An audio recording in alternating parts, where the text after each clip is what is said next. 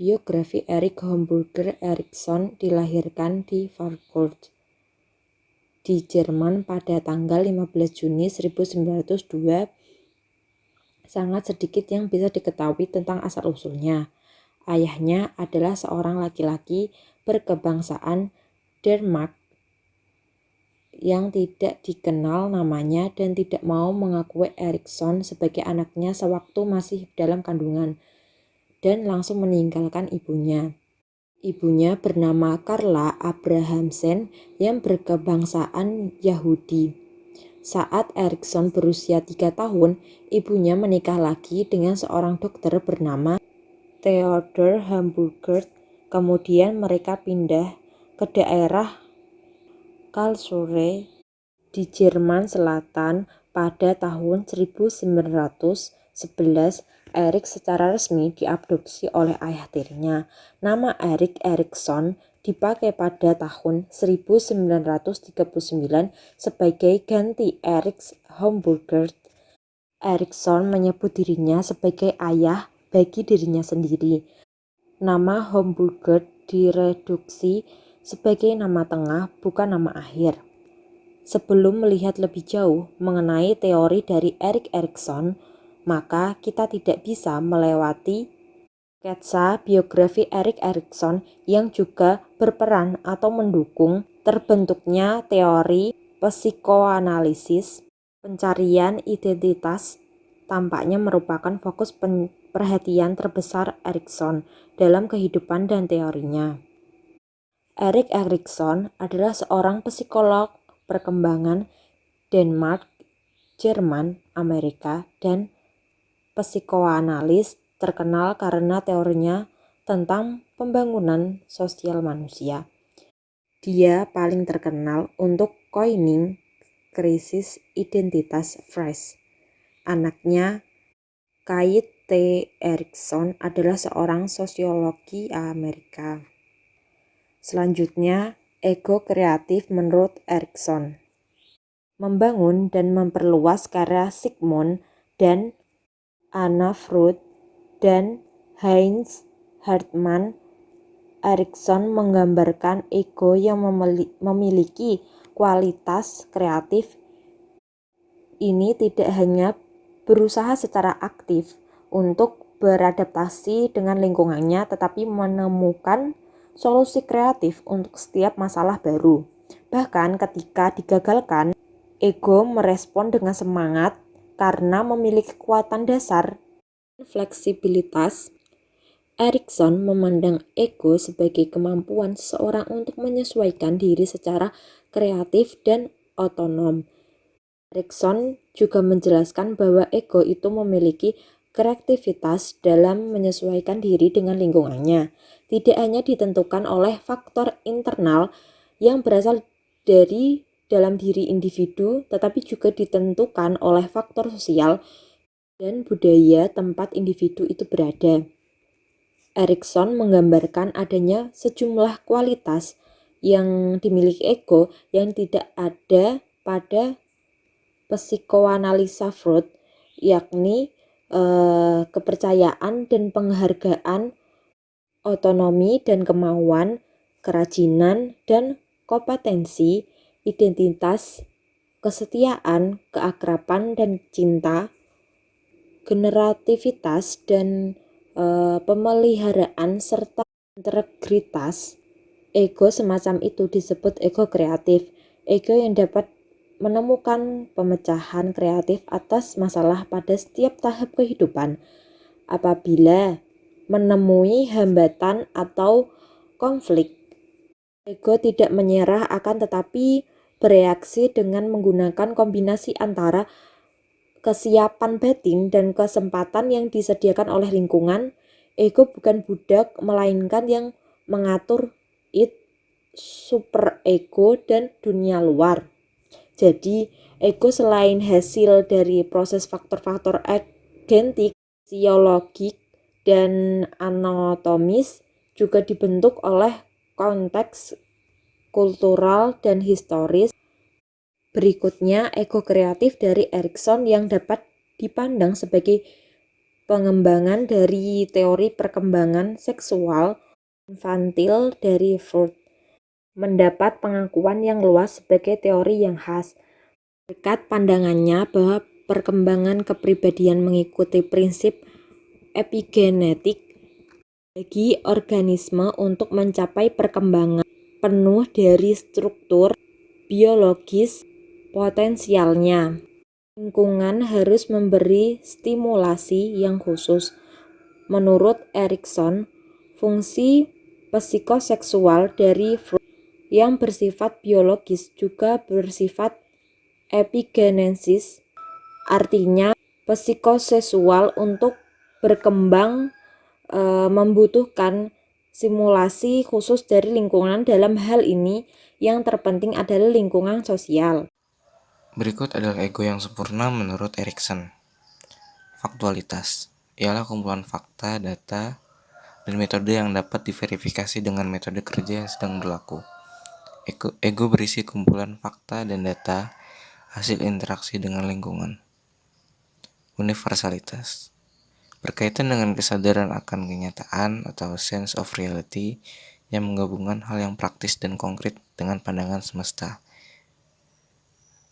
Terakhir, aktualitas adalah cara baru dalam berhubungan satu dengan yang lain, memperkuat hubungan untuk mencapai tujuan bersama. Menurut Erikson, ego sebagian bersifat tak sadar, mengorganisir dan memanifestasikan pengalaman yang sekarang dengan pengalaman dari masa lalu dan dengan diri yang masa akan datang. Fungsi ego dalam diri individu dibagi menjadi 3. Yang pertama, fungsi dorongan ekonomis. Fungsi ego ini menyalurkan dengan cara mewujudkan dalam bentuk tingkah laku secara baik, yaitu yang baik dan dapat diterima lingkungan, berguna dan menguntungkan baik bagi diri sendiri maupun orang lain. Kedua, fungsi kognitif. Berfungsinya ego pada diri individu untuk menerima rangsangan dari luar, kemudian menyimpannya, dan setelah itu dapat mempergunakannya untuk keperluan coping behavior. Dalam hal ini, individu mempergunakan kemampuan kognitifnya dengan disertai oleh pertimbangan-pertimbangan akal dan menalar. Selanjutnya, fungsi pengawasan. Disebut juga dengan fungsi kontrol. Maksudnya, tingkah laku yang dimunculkan individu merupakan tingkah laku yang berpola dan sesuai dengan aturan. Secara khusus, fungsi ego ini mengontrol perasaan dan emosi terhadap tingkah laku yang dimunculkan. Konseling ego. Konseling ego dipopulerkan oleh Erikson. Konseling ego memiliki ciri khas yang lebih menekankan pada fungsi ego. Kegiatan konseling yang dilakukan pada umumnya bertujuan untuk memperkuat ego strength, yang berarti melatih kekuatan ego klien. Seringkali orang yang bermasalah adalah orang yang memiliki ego yang lemah. Misalnya, orang yang rendah diri dan tidak bisa mengambil keputusan secara tepat dikarenakan ia tidak mampu memfungsikan egonya secara penuh, baik untuk memenuhi kebutuhan hidupnya, meraih keinginannya. Perbedaan ego menurut Freud dengan ego menurut Erikson adalah, menurut Freud, ego tumbuh dari ide, sedangkan menurut Erikson, ego tumbuh sendiri yang menjadi kepribadian seseorang. Erikson percaya bahwa setiap manusia berjalan melalui sejumlah tahap untuk mencapai pembangunan penuhnya. Berteori 8 tahap bahwa manusia melewati dari lahir sampai mati. Erikson menguraikan tahap genital Freud menjadi remaja dan menambahkan 3 tahap dewasa. Erikson menguraikan pada model sebelum kematiannya, menambahkan tahap ke-9. Itu dengan mempertimbangkan harapan hidup meningkat di budaya barat. Erikson adalah neo-Freudian. Digambarkan sebagai seorang psikolog ego mempelajari tahap pembangunan yang mencakup seluruh siklus hidup. Setiap tahap menurut Erikson dalam pengembangan psikososial ditandai oleh konflik. Untuk yang resolusi sukses akan menghasilkan hasil yang menguntungkan. Misalnya, kepercayaan versus ketidakpercayaan dan oleh sebuah peristiwa penting. Konflik ini terselesaikan sendiri. Definisi attachment. Istilah attachment untuk pertama kalinya dikemukakan oleh seorang psikolog dari Inggris pada tahun 1958 bernama Johann Bowlby. Kemudian formulasi yang lebih lengkap ditemukan oleh Mary Ainsworth pada tahun 1969.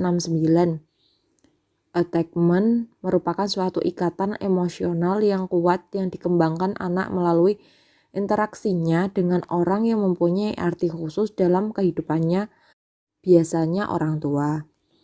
Attachment behaviors menurut Bowlby dan Ainsworth dalam Cassidy tahun 1999 merupakan suatu tingkah laku yang ditujukan oleh bayi kepada orang tuanya. Perilaku yang dinamakan attachment behaviors ini adalah perilaku anak yang menangis, mendekati, mencari kontak, dan berusaha untuk mempertahankan kontak pada orang tuanya ketika anak sedang mencari kenyamanan dan ketentraman. Johann Bowlby dalam Cassidy pada tahun 1999 mengembangkan konsep attachment melalui observasi cara bayi dan anak kecil hingga umur 2 tahun berinteraksi dengan ibunya. Hasil observasi Bowlby yang yaitu inti dari hubungan ibu dengan anaknya dapat dilihat dari bagaimana mereka berespon pada situasi eksperimen yang dinamakan strange situation, di mana sang ibu meninggalkan anaknya di suatu ruangan bermain yang asing. Berdasarkan dari eksperimen yang dilakukan Bowlby, ini ditemukan 4 pola attachment. Fungsi dan manfaat attachment. Menurut Davis, attachment memiliki 4 fungsi utama, yakni pertama, memberikan rasa aman. Ketika individu berada dalam keadaan penuh tekanan, kehadiran figur attachment dapat memulihkan perasaan individu untuk kembali ke perasaan aman. 2. Mengatur keadaan perasaan. Kemampuan figur attachment untuk membaca perubahan keadaan individu dapat membantu mengatur arousal dari individu yang bersangkutan.